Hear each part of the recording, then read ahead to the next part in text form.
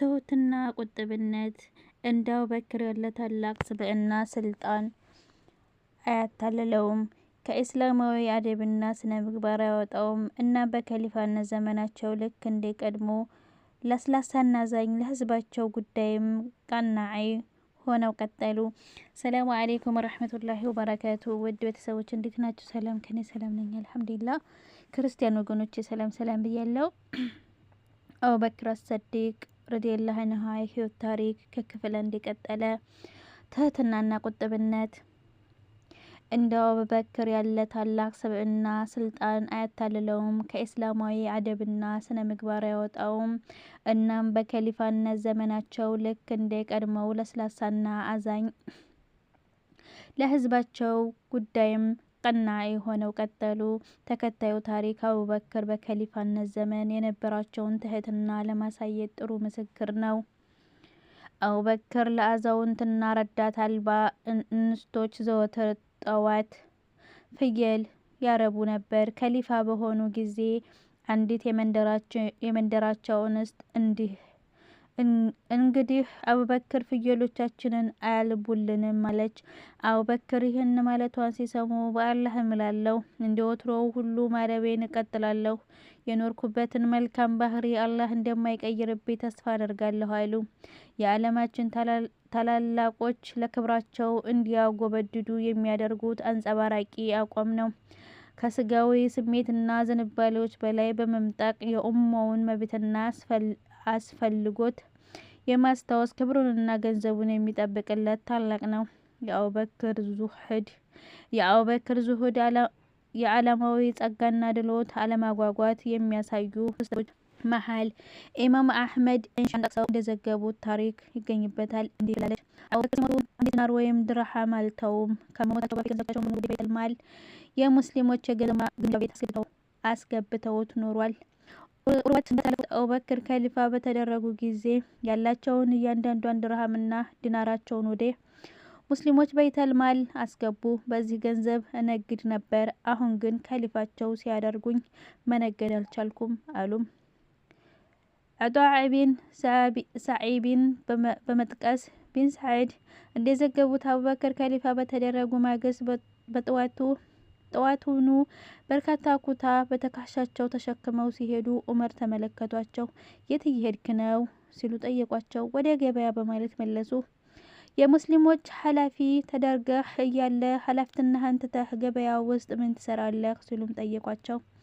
ቤተሰቦች ምን ላበላ ነው አሉ። አቡበክር አቡ ኡደይዳህ ዘንድ ሄዱ። እርሳቸውም አንድ ሙሐጅር የሚበቃውን ቀለብ ሳይበዛም ሳያንስም እቆርጥልሃለሁ፣ ለክረምትና ለበጋ የሚሆን ልብስም እገዛልሃለሁ፣ እርሱ ሲነትብ ትመልሰውና በልዋጩ ሌላ ትወስዳለህ አሉ። በየቀኑ ግማሽ ፍየል ወሰኑላቸው። ገላቸውን የሚሸፍኑበት ትራፊ ጨርቅም ሰጧቸው። በበጎ ነገሮች ሁሉ ቀዳሚ። አቡ ሁረይራ እንዳስተላለፉት ነብዩ ሰለላሁ ዐለይሂ ወሰለም ከእናንተ ውስጥ ጾሞ ይዞ ያነጋ ማን ነው በማለት ጠየቁ። አቡበክር እኔ ያሉ። ከእናንተ ውስጥ ጀናዛን የሸኘ ማን ነው ሲሉ ጠየቁ። አቡበክር እኔ ያሉ። ዛሬ ምስኪንን ያበላ ማን ነው አሉ። አቡበክር እኔ ያሉ። በሽተኛ የጠየቀ ማን ነው ሲሉ አቡበክር እኔ ያሉ።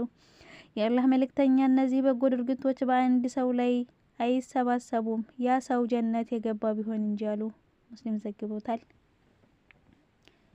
ጅብሪል መጣና እጄን ይዞ ተከታዮቼ የሚገቡበት የጀነት በር አሳየኝ አሉ። አቡበክርም የእርስዎ ጋር ሆኜ ባየው እወድ ነበር አሏቸው። ነቢዩም አቡበክር ሆይ ከኡመቴ ህዝቦች ውስጥ የመጀመሪያ ጀነት የምትገባው አንተ ነህ አሏቸው። አቡ ዳውድ ዘግበውታል። የአላህ ፍራቻና ጥንቃቄ። አቡበክር አንድ ባሪያ ነበራቸው። ዘወትር ጠዋት እየወጣ ስራ በመስራት ገንዘብ ያገኛል። አንድ ቀን ምግብ ይዞ መጣ። አቡበክርም አንድ ጉርሻ ተመገቡለት። ባሪያውን በመሀይምነት ዘመን ለፈጸመው የጥንቆላ ተግባር ከተሰጠው ክፍያ ያገኘው ምግብ እንደሆነ ነገራቸው። አቡበክርም ልታጠፋኝ ተቃርበህ ነበር አሉና ጣታቸውን ወደ ጉሮሯቸው በመላክ እንዲያስመልሳቸው ሞከሩ። አልወጣ ብሎ አስቸገራቸው። በውሃ እንጂ አይወጣም ሲሏቸው በሳህን ውሃ እንዲያቀርብላቸው አደረጉና እርሱን እየጠጡ የበሉትን ሁሉ አስመለሱ። አላህ ይዘንልዎት፣ ለአንዲት ጉርሻ ይህን ያህል ራስዎን ያንገላታሉን ተባሉ። ነፍሴ ከአካሌ ካልተነጠቀች ይችን ጉርሻ የማትወጣ ቢሆንም እንኳ ነፍሴን ከመውጣት ወደ ኋላ አልልም። የአላህ መልእክተኛ ሰለላሁ ዐለይሂ ወሰለም በሐራም ምግብ የበቀለ ስጋ እሳት ለእርሱ ይበልጥ የተገባ ነው ሲሉ በመስማቴ በዚህ ጉርሻ አማካኝነት ከአካሌ አንዳች ነገር እንዳይበቅል ስለፈራሁ ነው አሉ። በሐቅ እንደዘገቡት አልሂልያ 231 የአምላካቸውን ከለላነት መምረጣቸው። ቡኻሪ እንደዘገቡት አይሻ ረዲየላሁ ዐንሃ በሚከተለው ተናግረዋል። ወላጆቼ ሙስሊሞች ሆነው እንጂ አላውቃቸውም። የአላህ መልእክተኛ ሰለላሁ ዐለይሂ ወሰለም ጠዋትና ማታ ከኛ ዘንድ የሚመጡ ሆነው እንጂ አንድም ቀን አላለፉም። ሙስሊሞች መካ ውስጥ እንግልት ሲበዛባቸው አቡበክር ወደ ሐበሻ ለመሰደድ መካን ጥለው ወጡ። በርከል ገማድ የተባለ ቦታ ሲደርሱ ኢብን ዱግነህ አገኛቸው። የጎሳ አለቃ ነው። የት እየሄድክ ነው ሲልም ጠየቃቸው። ወገኖቼ ከሀገር አስወጡኝ፣ አምላኬን ማምለክ ፈልጋለሁ ሲሉ መለሱ። ኢብን ዱግነህም አቡበክር ሆይ አንተ የመሰለ ሰው ሀገር ጥሎ አይወጣም፣ እንዲወጣም አይደረግም። አንተ ችግረኛን የምትረዳ፣ ዝምድናን የምትቀጥል፣ ችግርን የምትጋራ፣ እንግዳ የምታስተናግድ፣ ከባለመብት ጎን የምትቆም ሰው ነህ። ስለዚህ እኔ ከለላ ሆንልሃለሁ። ተመለስና እዚያው ሀገርህ ውስጥ ጌታህን አምልክ አላቸው። ወደ መካ ተመለሱ። ኢብን ዱግነህም አብሯቸው ሄደ።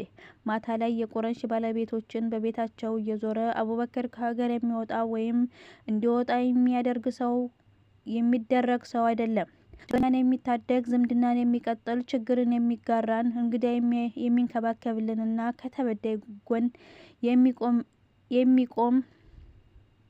የሚቆምን ሰው ከሀገር ታስወጣላችሁን ሲሉ ወቀሳቸውን ወቀሷቸው።